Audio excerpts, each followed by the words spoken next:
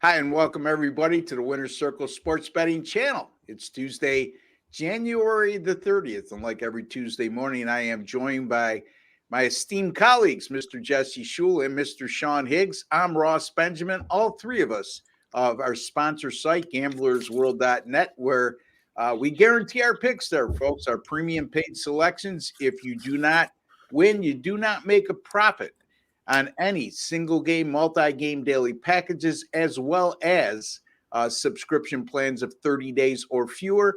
We will credit your account back the exact amount you paid for that specific package. And that's gamblersworld.net. Sean, how are you? Good morning. Yeah, not too bad. I don't know, just another day in paradise. What did I had a 1 and 2 day with some basketball yesterday, so looking to rebound today. And sounds good to me. I rebounded yesterday with a nice win. I had the Lakers, and it escapes my mind now. The Lakers game, Rockets. Lakers Rockets over 132.5, and it easily sailed over the total as they went over 150 points in that game. So back on track a little bit. It's been a bit of a struggle for me in January, Jesse. But tell the folks a little bit about what's going on with Jesse Schule late. Well, I know that neither of you have any time to hear my bad beat stories, so I will keep it very brief. But I did have the Rockets in that sort of a revenge spot for me against the Lakers, because Saturday, the Lakers at the Warriors were up double digits in the fourth quarter, blow the lead. The Lakers had 43 free throws to 16 in that game after that debacle with the Raptors like a couple weeks earlier. It was nice to get a little bit of payback against that Lakers team yesterday. And January has been profitable for me for sure. The weekend itself was kind of ho-hum. I guess you could say I survived the weekend, but any time that you can go against bookmakers and come out surviving is a good day, in my opinion. Absolutely. Anytime you're ahead for the day, you move on to the next day, and you keep grinding away, as Sean says. That's it. Having more winning days than losing days, and at the end of it all, over the long course of time, you make a profit as well as your clients as well. I had a nice college basketball 10-star top play winner on Saturday with Northwestern. They crushed Ohio State, so positive there on an otherwise awful day. But here we go. We have February is upon us, and if you didn't have a good January, you turn it around. If you have a good January, like Sean and Jesse did, then you just continue on and ride the momentum into February. And the Super Bowl up in a couple weeks. And guys, I didn't get a chance to talk to you about what happened, what we saw last Sunday, but again, some good talking points in both games. I mean, again, I've mentioned this time and time again. I mentioned it on yesterday's show. These analytics are going to get guys fired or put guys under a lot of scrutiny. Now, Dan Campbell, guys, I've spoke highly of him for a while now. Not only this year, but last year when they rebounded from 1-7 to finish 9-8. His aggressive personality. The personality of the team takes on the personality of the head coach there. Yes, part of the success he's had with Detroit is because he's not afraid to go for it on fourth down situations. But, guys, when it gets to the playoffs, okay, there's a big difference to me going for a 4th and 3 when you're in field goal range and you have an opportunity to make it a 3-score game instead of a 2-score game early in the second half, and going for it and not making it, and the repercussions of such, or the decision itself, much different than in the regular season week 10 against Chicago. And I agree with his part of his success is his aggressive nature in his, for lack of a better phrase, big kahunas when it comes to decisions such as this.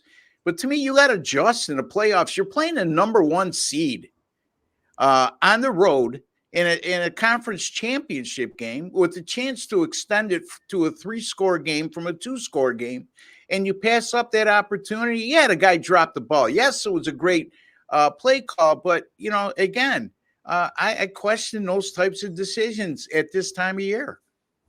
Sean? Well, that's how he got here. Well, why are we shocked? Why are you shocked? I He guess did what he did, and Shanahan did exactly what he was going to do. We're going to run the ball, even though no one's running for 80 yards versus Detroit. Still ran the ball, McCaffrey. I mean, they San Fran did not move from their game plan, and they were going to win.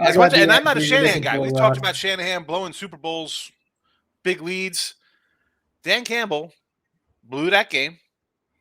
But that's how you got to that game. So you can't complain. You can't be upset if you're a Lions fan. It's not you look, he's done it all year. Exactly. So he's still why are we shocked here? Because if you're an elite coach and you want to be an elite coach in this league, and if you want to learn from your mistakes, hopefully, you pretty much need to adjust the fact that let's flip over to the Ravens game real fast. So talk about let's change the way we play. So the Ravens decide let's run the ball with the running backs 4 times the entire game versus defense. 6 times. Exactly. That gave up basically 200 yards rushing, 190 yards to Buffalo. We're not going to run the ball. We're going to, even though we went 13-3 all season or whatever the heck they did, have a great year. Now we're going to change in the championship game because we're smarter than you. How'd that work out for them being smarter? Yeah, well, that's Harbaugh. You know what I mean? It's Harbaugh at postseason time. I mean, yeah, Todd Monken's calling the play and developed a game plan, but at some point, you're the head coach. You're overseeing the whole operation, Jesse. We're going to switch up the entire season, folks. And if something's not working, say, hey, I get what the game plan is, but it's not working. We need to deviate from that plan. And, they did exactly what Kansas City wanted them to do from a defensive standpoint. They wanted Lamar Jackson to beat him with his arm. They crammed the box, and it backfired. And anyway, Jesse, what's your thoughts? I mean, the Kansas City coaching staff is making a mockery of their competition at the moment. And Sean mentioned Shanahan. I don't think too highly of Shanahan. How could you, blowing all those leads in big games the last few years? But as far as the Lions go, I bet against the Lions in the first 2 playoff games. I actually had them last week and was fortunate to get the backdoor cover, even though I was unfortunate that it ever got to the point where they were down double digits in the fourth. But I did see a Detroit fan on Twitter defending Dan Campbell's decision with a meme about how bad their kicker was. Apparently their kicker had the worst conversion rate of field goals over 40 yards in the NFL, and that would have factored into the decision. Well, I got to say, though, if that's the case, what are you doing? What are you doing in a conference championship game that could likely be decided by a kicker with the worst kicker? You got to get – I mean, kickers aren't paid a lot of money. No. Everybody can go and get a kicker. There's a lot of kickers on the street that could step in and hit at a higher percentage in the 40 to 49 range. So I don't buy that excuse. I mean, it's not like baseball where you have to have a guy in the roster like by August or something. You can just bring a guy in the day before, like, hey, this guy's coming in. Look at this. We got a Hall of Famer coming in today. Exactly, Sean. Yeah, exactly. And, in terms of bring back Eddie Murray.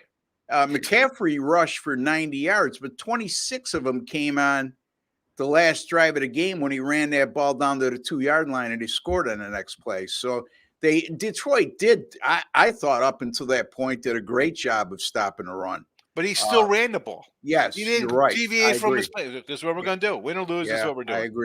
I agree. And and then Detroit comes down and gets a backdoor cover because he went for it on 4th down.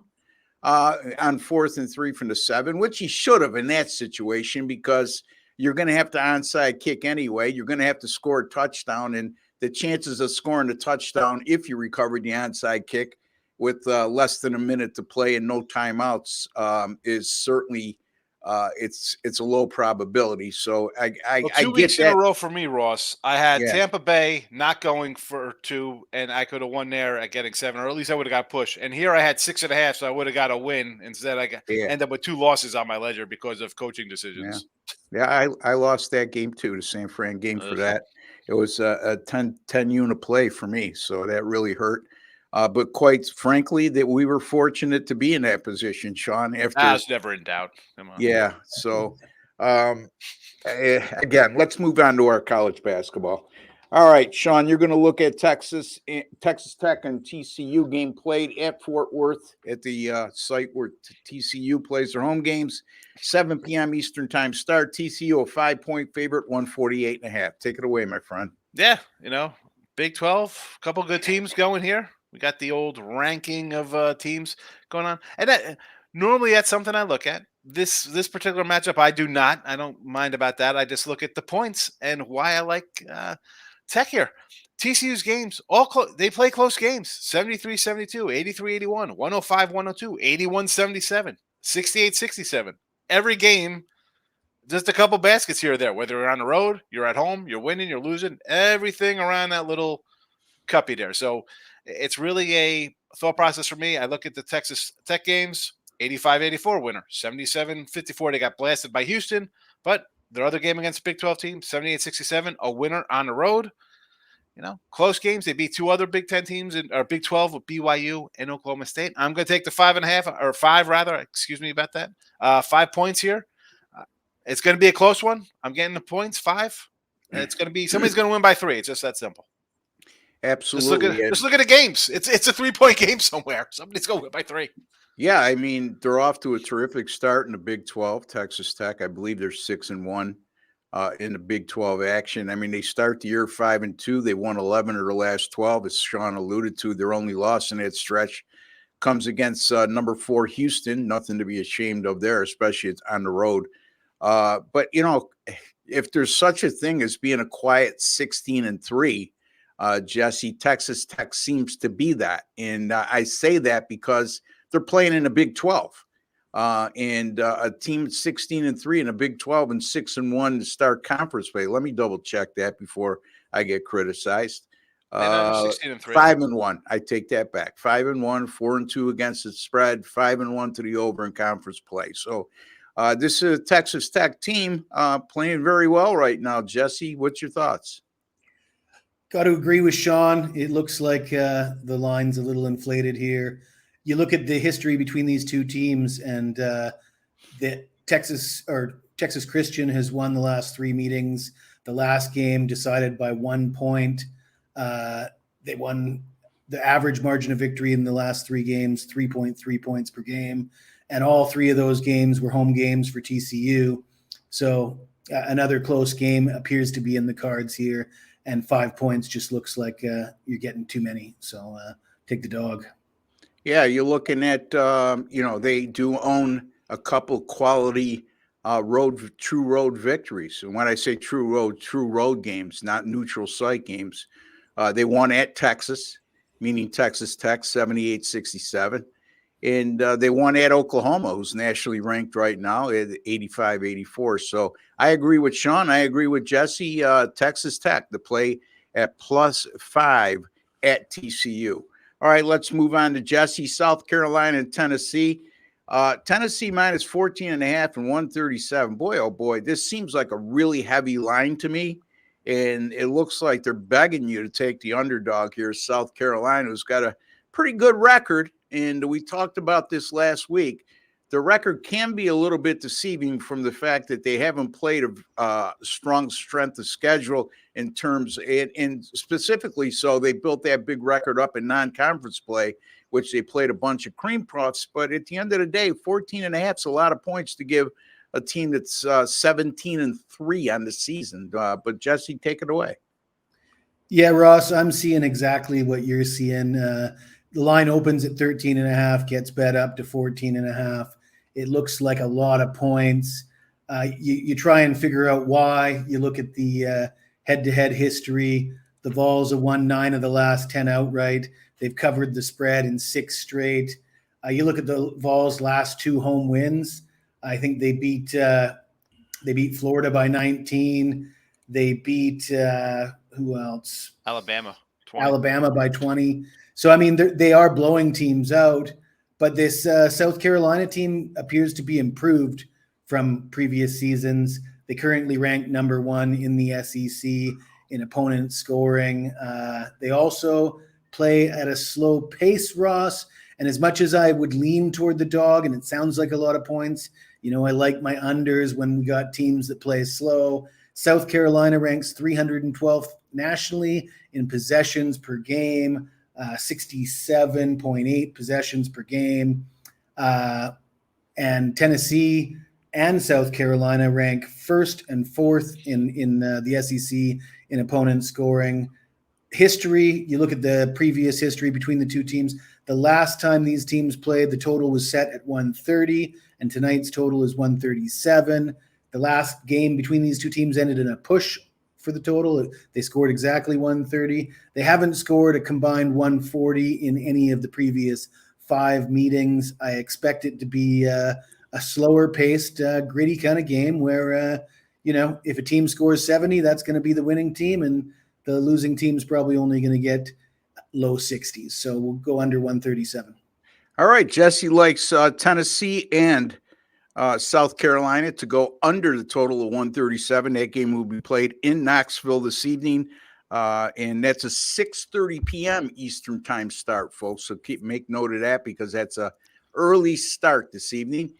Sean, again, when I see a line like this, and I think they're begging you to take the underdog, I'm more inclined to go with the favorite, even though the number is this high. I mean, this is a Tennessee team that's dominating people at home, 10-0 on their home floor and outscoring them by over 20 points a game.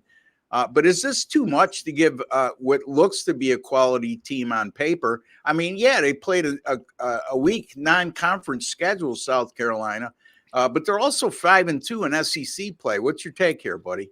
Yeah, and we had them, I think, here against Kentucky. Yes, and they won by 17 as a dog. Yeah, they were a home dog, but they're home. Jesse mentioned the 2 big wins here, last 20 and 20. Florida and Alabama, they crushed them. Last time South Carolina went on the road to play a decent team, Alabama, 74-47. Yeah, they lost. Yeah. And you talk about the 9-1 head-to-head. I wanted to take South Carolina, and then I look at these scores: 85-45, 85-42, 81-57, 66-46. You want to slow it down? Sure. 93-73. I mean, just insane scores. Like, okay, you want to slow down the pace? Yeah, you can score 42. We're scoring 85. And the Alabama's sitting at 14-6, yet they're 6-1 and leading the SEC. So we talk about the records. You see Ole Miss is 17-3. These guys 17-3.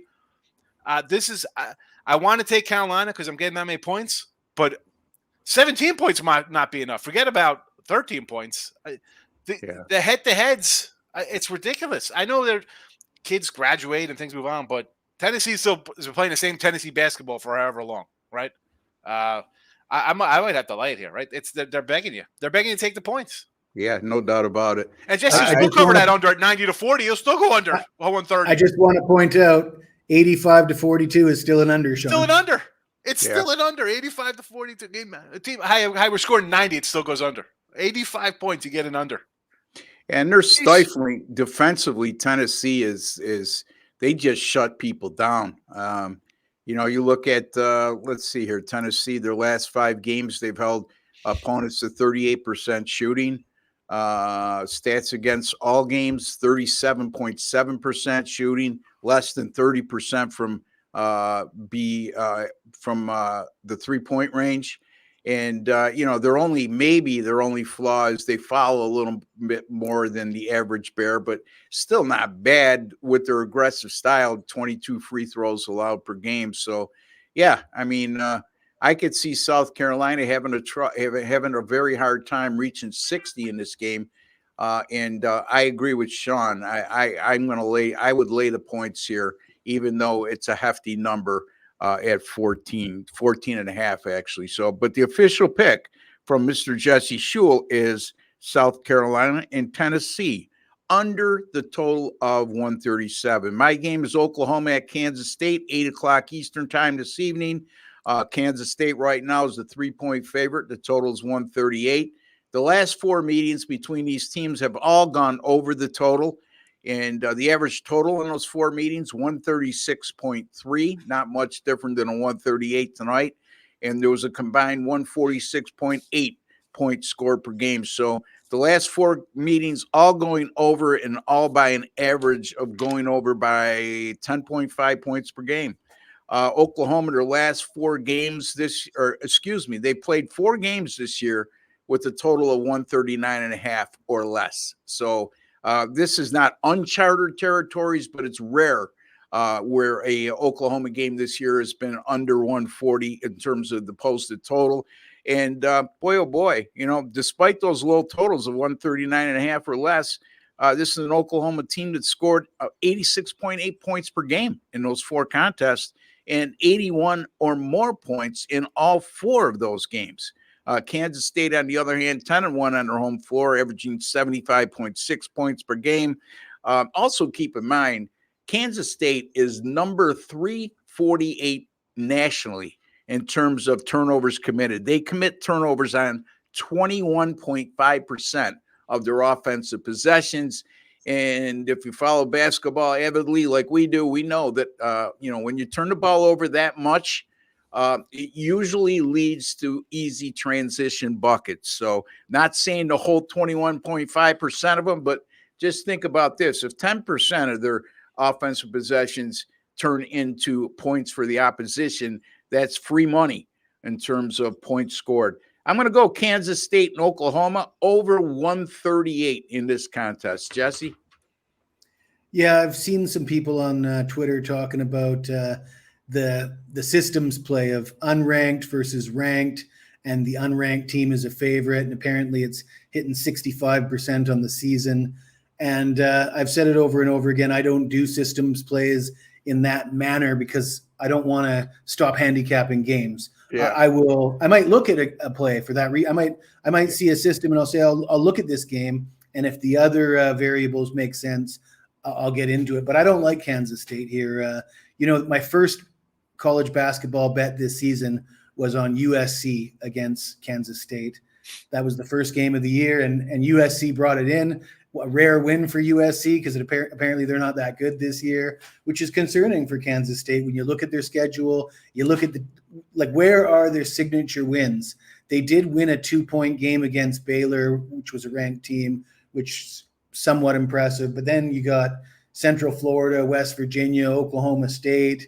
They beat Villanova by just a single point. Villanova's not that good this year. I'm not sure that I've seen enough out of Kansas State to justify them being a favorite. I don't really particularly like Oklahoma that much either, but I'd have to lean toward the dog here. I'm not laying points with this Kansas State team at this point. Yeah, and again, Sean, it looks like they're begging you to take the short favorite here. I'm taking Kansas State in this spot. That's something I've talked about this going into football season. I see that, and that is an auto play for me 99% of the time. I'm going to take the thing that looks just oddballish. So I'm not going to overthink it. Both teams on losing streaks. Oklahoma State's dropped 2 in a row at home. Yeah, they lose 2 in a row at home, and they're just a 3-point dog against a team that's 10-1 at home. Yeah, but they've also dropped 2 in a row. And to Jesse's point, who do they beat here? They beat Baylor and they beat Central Florida. Central Florida could say, okay, with you. That's not Central what Florida I'm saying. beat Texas and Kansas. Maybe they're not all that bad. Some teams come out and win on the road. We talk about tough winning on the road, right? It's tough to win on the road, as they say, right? Most teams are really 500. Most of the squads on the road because everybody's going 15-1 at home or something ridiculous. Or it's just a KState play, just like against Baylor was. It'll same one here. Yeah, in the last road game that Oklahoma played was at Cincinnati on January 20th. And as a 3.5-point dog, they walked out of there with a 69-65 win. I don't disagree. Was that an overtime game or was that no? I don't recall. I just see the final score. And even if it was an overtime game, it wasn't. Yeah. All right. So, I do agree with you, Sean. My point was that you got a team that's lost back-to-back home games. And they're going on the road just as a 3-point underdog against a team that's 10-1 at home. Yeah, the team that's 10-1 at home lost their last 2 games, but both of those were on the road against nationally ranked opponents. You would think from an obvious standpoint that the short home favorite would be the play here. And I just think that's my contrarian mindset would say my lean I haven't really made a decision on this game if I'm going to play it or not. But if I did play it, my lean is certainly with Oklahoma here, plus the short number. All right, so officially, Sean likes Texas Tech plus the 5 over TCU. Jesse likes Tennessee and South Carolina under 137. And yours truly likes Kansas State and Oklahoma over 138. Those are our 3 plays for tonight in college basketball, which tonight meaning Tuesday, January the 30th. All right, we're time to wrap up, guys. Sean, tell folks a little bit of what you may have tonight or what you may have coming up this week. College basketball for tonight is up. A little 5-pack of winners. You don't want to miss out on that. And a 95-64 college basketball run this month has got me a little over 52% into the, I think I'm plus money now on Gambler's World with my college basketball after a slow start there, but we're keeping it going. NHL positive, NBA positive, NFL going to wrap up a 54% season, regardless of the Super Bowl outcome. So, all right, what's there to say? A nice little run. NHL All-Star break coming up, but basically for me, college hoops and dabble a little NBA. There you have it, Sean Higgs, one of the finest, and you could find him at our site, gamblersworld.net. And again, folks, that's where we guarantee all our picks. You must win, you must make a profit, or we will credit your account back the exact amount of your purchase price. Jesse, no NHL this week, so that takes a little bit off your plate in terms of what you could focus on. What you got going, my friend? Well, the Premier League's back, and I got a Premier League game for this morning. But what I want to talk about is the Super Bowl is coming up. Still a few weeks away, I guess. But last year, I put out a video on my own channel giving out prop bets for the Super Bowl. Went 4-1 with those prop bets, and that included an 8-1 winner on Joe Burrow to lead the playoffs in passing yards. So clients that tailed that video 10x their initial investment, and we're looking to do that again this year. And so you can look forward to the Super Bowl prop bets, which I usually put in the analysis of my Super Bowl play. At the bottom of the analysis, I just include all the prop bets, so that those will be in there when I release my Super Bowl picks at gamblersworld.net. So Joe Burrow is actually a prop for the entire postseason, not just the Super Bowl, folks. So nobody jumps all over us there, but he was 4-1 with his Super Bowl props. And well, let me explain the bet, Ross. It was heading into the Super Bowl. It was who will lead the playoffs in passing. And, of course, Patrick Mahomes was like a 14-1 favorite because he was only 200 yards behind Burrow, and everybody just assumed he was going to throw for more than 200 yards in the Super Bowl and pass Burrow. But I was willing to take a plus 800 bet that Mahomes would not throw for 200 yards, and Burrow would hang on to his lead and finish the postseason as the passing leader, which is exactly what happened. I think Mahomes threw for like 190. And okay. Yeah, so a nice 8-1 winner. Yeah, I'm sort of confused on that one, Jess. He had a 200-yard passing lead going into the Super Bowl. You're talking about Burrow did, yeah. Yeah, okay. And you would, and people were betting Mahomes to surpass him by having 200 yards more passing. Not 200 yards more. He just needed to throw for 200 yards in the Super Bowl to be the lead to lead the league in passing in the playoffs. You could think of it like this way, Ross. It was his passing yards total was 200 minus 1400. Like an adjusted passing yards total. Oh, all right. Okay. There you have it. Anyway, we will have some Super Bowl props coming up, possibly on Friday on our live show. But then again, Jesse does well with props. I popped in with some props last week. I went just 2 and 3. I'm not a big prop player, but I fell short with Brock Purdy over 277 yards. I think he fell at 265. McCaffrey beats me on the under 84.5 yards on that 26-yard run, but I did have San Francisco over the total of 30.5. And I also had Christian McCaffrey easily over the total of 36.5 rushing yards. So looking forward to doing some props with these gentlemen on Friday's live show. And until then, Jesse, there's a like button right underneath. Smash the like button. Smash that like button, folks. It's just a small token of your appreciation for the time, work, and effort we put in to bringing you a quality podcast right now, 5 times a week. As football season ending, we're at 5 times a week currently. That could change, and we could increase another show coming up soon. But until then, we're just 5 times a week. So join us there. And if you haven't subscribed yet, folks, take a second and hit that black subscribe button right underneath your video box. Or if you're on your PC, it's you'll see the Gamblers World logo right in the bottom, Winner's Circle logo, excuse me, right in the bottom right-hand corner of the page. It says WC. Click on that. That will serve the same purpose.